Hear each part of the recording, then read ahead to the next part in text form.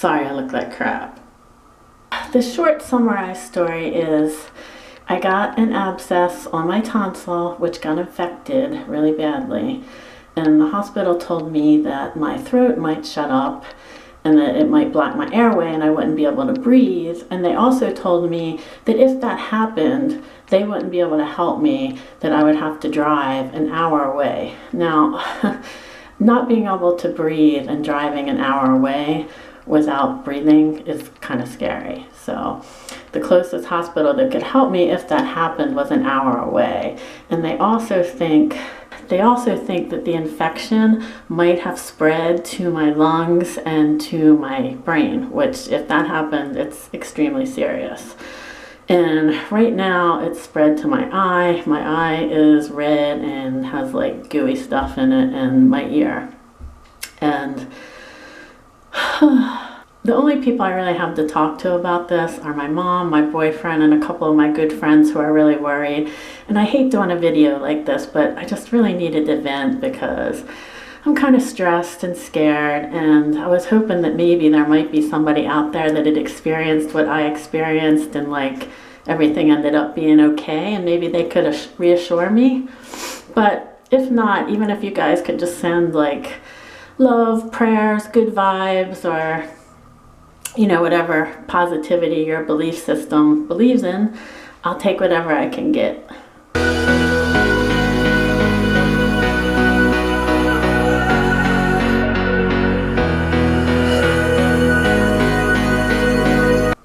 So the longer version of the story is, a couple months ago, I got a really bad sore throat. I've always had big tonsils. And I've never really, even in school, like in grade school and high school and college, whenever strep throat was going around, I would never ever get it. I mean, sometimes I get a mild sore throat, but I wouldn't even need to go to the doctor. I could just get rid of it with salt water. So this winter alone, I've had 3 really bad sore throats. So the first one I got was so bad I had to go to one of those walk-in doctors where you don't need an appointment. And they gave me a shot of steroids and a shot of antibiotics while I was right there. They did a test, but they never told me if it was strep throat, but I kind of assumed it was. I don't know. And they gave me antibiotics and steroids to take it home. Took the antibiotics perfectly. I didn't take the steroids because the pharmacist told me the steroids would only help with the pain, but they wouldn't really help cure me. And I'm more of like a natural healer. I really don't like to take medicines unless it's absolutely necessary. But I did take my antibiotics perfectly, right? Then 5 weeks later, I get another sore throat, like the same exact thing. This time it's like a Saturday night, very late at night. And on a scale of 1 to 10, my throat had been in like a level 5 or 6 pain for like 12 hours, so I couldn't take it anymore. Went to the hospital. They didn't give me a shot. They didn't give me any kind of medicine, and the pharmacies were closed. They did give me a prescription, but the pharmacies were closed. They did no tests. They really acted like they couldn't be bothered with it at all. So I couldn't get my prescription until like the next day because it was a Saturday night.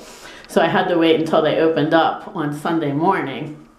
So I was in pain again all night. Again, this time I took the steroids that they gave me because I was in so much pain. And I religiously took my 10-day antibiotics, did it perfectly, like 1 pill at 9 a.m., 1 pill at 9 p.m. And I did it 10 days in a row. I didn't miss any. Everything was perfect. Started feeling better halfway through, but I took the whole antibiotics. So again, like 5 weeks later, like a few days from now, I had a kitchen fire, and it was late at night. I was working. I didn't want to wake up my boyfriend and people that were upstairs, so I stayed in the smoke, and I like fanned the smoke detector because I didn't want to wake anybody up, and I started feeling really sick, and I thought it was because I had inhaled smoke. My lungs started feeling bad, my throat was really sore, and then I started to recognize the feeling as like that same feeling I had for the other 2 sore throats. So I couldn't sleep. Tried to just tough it out for 2 days. So for 2 days I was in a lot of pain, and finally I'm like, that's it, I'm going to the emergency room. So this time it was during business hours, so the hospital was a little more pumping, had more employees and everything, but Here's the thing. I grew up in a big city. Where I live now is a very small town. I live at the beach, so it's nice and peaceful and relaxing and beautiful scenery. But the downside of that, you know, not having traffic and all is the good thing. The downside is the medical industry in a small town can be very, very scary when you're sick. They just really don't have the equipment, the manpower, the doctors, the know-how. So this was the time when they did some tests and they told me that I had a peritonsil abscess. I don't know if I'm saying that right, but it's basically an abscess on your tonsil where it's infected. So it's like a big ball of gooey pus. Gross, right? So they said I had that and that my throat might eventually swell up, and that if that happened, they weren't able to handle it. I would have to drive to a hospital which was an hour away, and that's scary as hell. So they also told me that, you know, my eye got bad. It spread into my eye, it spread into my ear. I'm having trouble hearing, and my lungs feel like I have rubber bands around them. Like when I inhale, like I have to think about breathing. It's just not coming naturally. It's like I'm winded doing really basic things. And the only reason I can even speak to you guys right now is because I'm on so many like steroids, turmeric pills, antibiotics, and it's keeping the swelling at bay. Because when I went to the hospital the last time, like I couldn't even talk. They call it like hot potato mouth. But as you can see, I'm winded even just speaking to you. So yeah, if this infection like spread to my lungs and my brain, it's really bad. So I have traveled 3 hours away from my house. I'm staying in a hotel because I don't know what to expect. And I'm back in the big city, which I grew up in, which again is about 3 hours away from where I live now. But the hospital I'm going to is one of the best hospitals in the world. I'm just going to go into the emergency room and hope that they can help me, and that maybe they can like give me a referral to an ENT doctor up here for follow-up visits, because I do not trust the doctors where I live at the beach. It's just not a good place to be when you're really, really sick. So I don't know. I mean, I'm kind of scared because you can die from this if it travels into your lungs and your brain. And I'm going to keep a positive attitude. I mean, you know, I'm going into it. But best case scenario, they're going to have to stick either a needle or a scalpel into my tonsil, which does not sound like fun. And you can't be put to sleep. You know, you have to be awake during the procedure. So I'm going to be really scared. And then they drain it.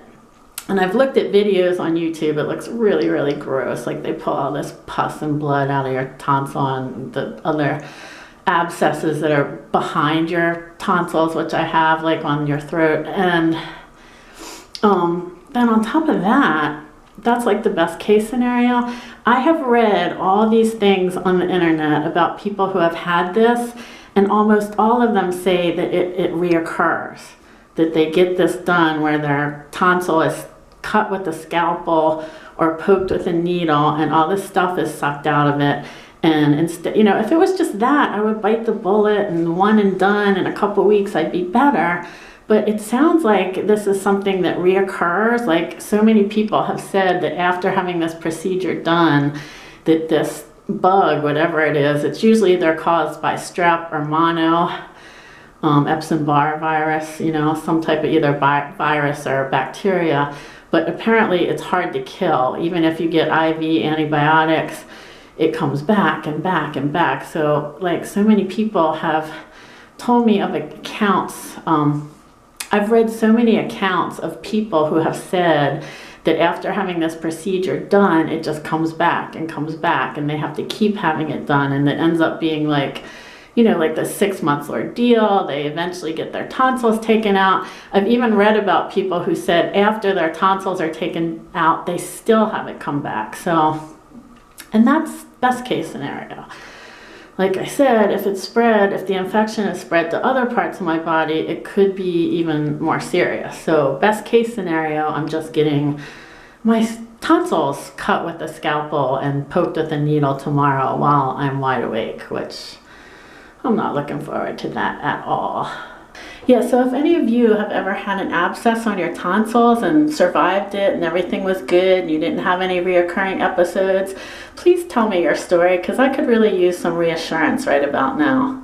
Also, I know this is silly, but I was really worried, like, if I get really sick or die, what's going to happen in my giveaway that I have running. And I want you guys to know that I really worry about making a commitment and not sticking to it. So I gave my best friend all my passcodes to Gleam and everything. And if I'm too sick or if I die, she will carry the giveaway on without me. I know it's silly to even be thinking about this when I'm this sick, but, you know, I can't help it.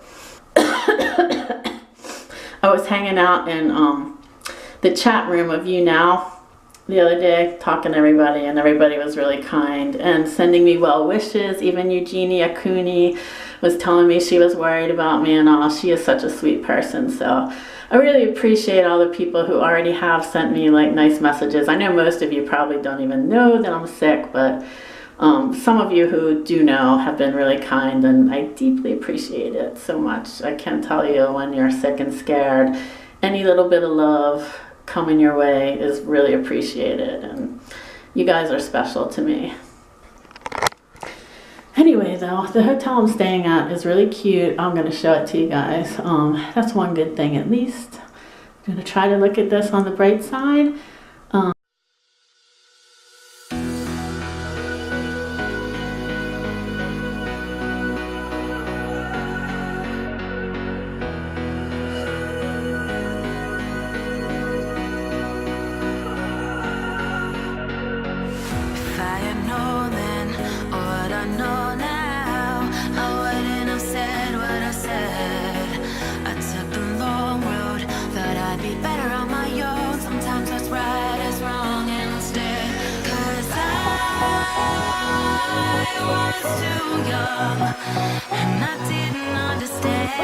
So I love you guys.